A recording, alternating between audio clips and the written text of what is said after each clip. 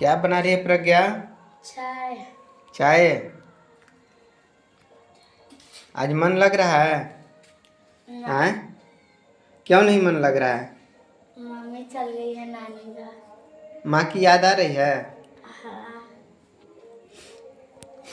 और नानकी भी चल गई है, भैया भी चल गई है। हाँ, तो आज आरती जी नहीं है और साथ में प्रेरणा भी नहीं है और अभिनव भी नहीं है।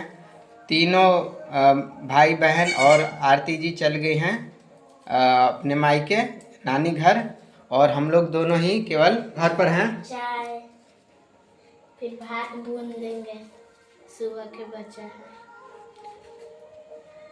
तो बस सुबह का जो चावल बच गया था वही हम और प्रज्ञा मिलकर भून कर खा लेंगे। और चूँकि आज छठ महापर्व का खरना का भी है त्यौहार, तो जितने भी हमारे छठ व्रती हैं, माताएं बहनें बड़े बुजुर्ग सभी दीदी भैया को छठ महापर्व की बहुत बहुत ढेर सारी अनंत शुभकामनाएं। छठी मैया हम सभी का जीवन में सुख समृद्धि वैभव खुशहाली बनाए रखें, सभी पर अपनी कृपा दृष्टि बनाए रखें। आज बहुत बड़ा उपासना का पर्व है। 4 दिवसीय छठ का आज प्रारंभ हो चुका है और आज प्रारंभ हुआ है खरना के प्रसाद वितरण से। तो हम लोग को जितने भी आस पड़ोस हैं वहाँ भी हमें प्रसाद खाने जाना है।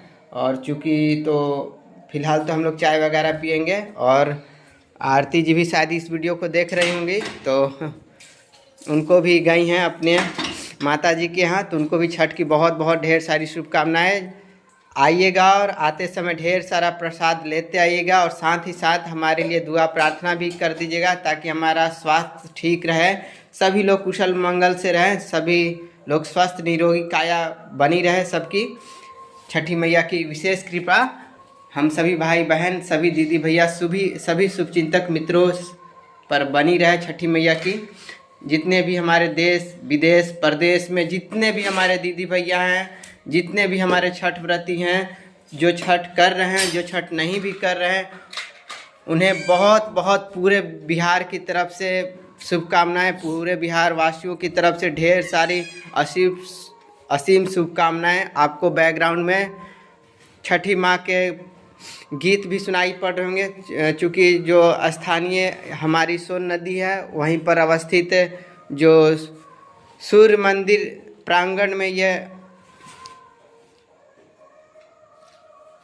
जैसा कि आप सुन पा रहे होंगे, इसीलिए हम थोड़ा सा आप लोगों को विराम दिए।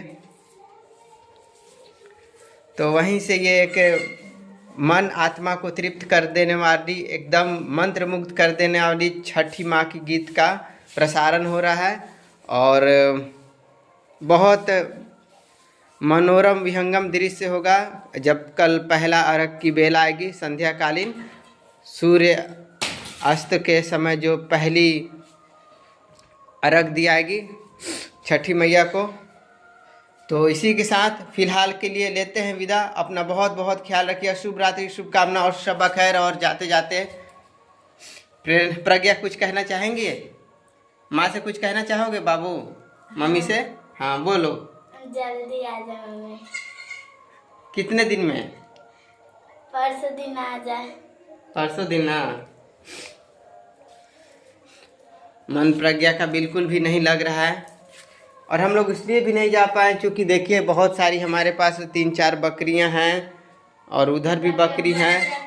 हाँ, पुष्पा के 2 बच्चे और पुष्पा दी है, और 3 बकरियां इधर हैं। मिठू हमारा गया है उड़, जैसा कि आप लोग सभी जानते हैं। उस वजह से प्रज्ञा का मन और भी काफ़ी दुखी है, विचलित है, बहुत रुक रुक कर याद कर रही है। आप लोग कहिए कि प्रज्ञा निराश ना हो। और क्या कहेगी अगर मिठू के लिए क्या कहोगे बाबू आप? फिर से मिठू लौट के आ जाए, भगवान से मनाएंगे, करेंगे। हाँ, सच में बहुत ही प्रज्ञा पिछले 2-3 दिनों से एकदम मन मारी हुई है, बहुत निराशाजनक है। तो कुल मिला के दीदी भैया यही है, और हम लोग बस चाय वगैरह पी के और बस खरना का प्रसाद ग्रहण करेंगे। और